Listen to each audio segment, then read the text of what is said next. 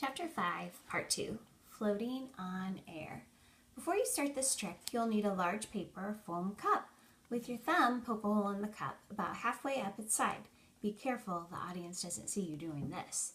Now you can tell your audience that you're going to make this cup float in mid-air. First, make sure that nobody can watch you from behind. Step 1. Begin by picking up the cup with both hands. The hole in the cup should be facing you, with one of your thumbs stuck through it. The rest of your fingers on both hands should wrap around the side of the cup towards the front. Step 2. Hold the cup in the air approximately waist high. Then slowly begin raising the cup while loosening the grip of the 9 fingers that are not in the hole.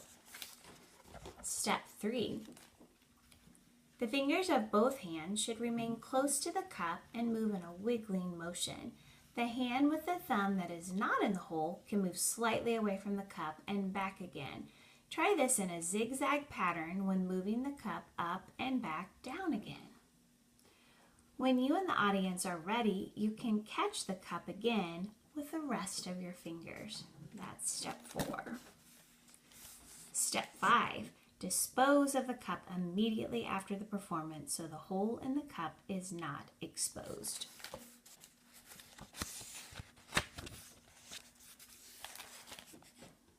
He could see the trick, the thumb in the hole, but if he did it right, his audience would only see magic.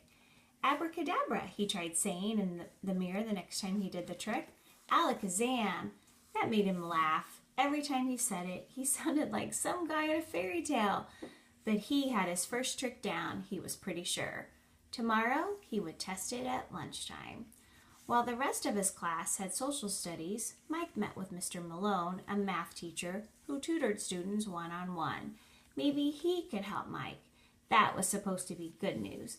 But now everybody in his class would know, if they didn't already, that he needed extra help, that he was having extra trouble. Could magicians make themselves invisible? Maybe Mr. Zerlin could teach him that trick next. Mike answered all of Mr. Malone's questions. Yes, I can add and subtract, still working on the times tables. While they were talking, Mike was playing with a rubber band. He stretched it and snapped it till the rubber band was loose and flexible. He hoped the teacher wouldn't notice, but then it shot across the room. He was really tired today, Mike said. That was why he couldn't stop fidgeting. But that wasn't really why he was about to jump out of his skin. He couldn't wait. He could not wait to work magic during 4th grade lunch. Best case scenario, he did the trick right and people thought it was cool. Worst case scenario, he did it wrong and no one ever let him live it down. It was a risk, but it wasn't like Mike had some great reputation to protect. He always met Charlie and Zach at the same 4th grade cafeteria table. Charlie tossed his lunchbox on the table and got right down to business.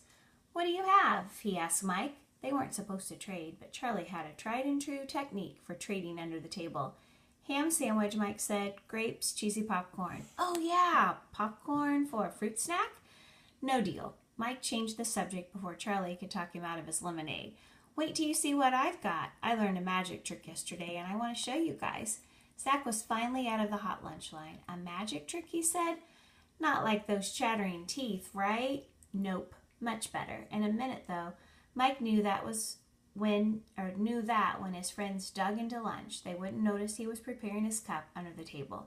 If Charlie could trade lunches under there, he knew there was enough cover to get the cup ready.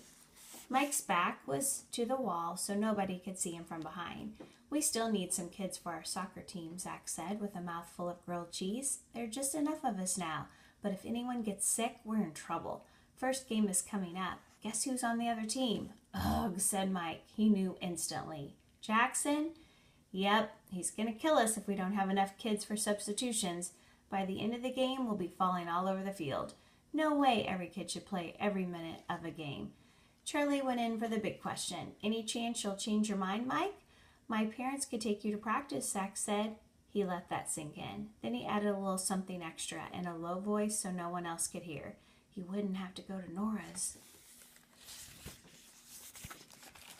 Yesterday, Mike would have done anything to get out of spending afternoons with Nora. Now he wasn't so sure. His parents thought he couldn't handle school and soccer at the same time. If somehow he convinced them to let him play, would he ever get to do anything else, like magic? I don't think so, Mike said. Zach looked at the table. We'll keep looking, I guess. Mike took a bite of his sandwich, and quickly stuck his thumb into the hole in the cup. So you guys want to see something cool? The magic? Yes, Charlie said. Mike put on a magician's voice. Observe as the styrofoam cup floats toward the ceiling. It was more dramatic than what he'd practiced in his room, but it just came out that way. Suddenly, Mike felt like a different person.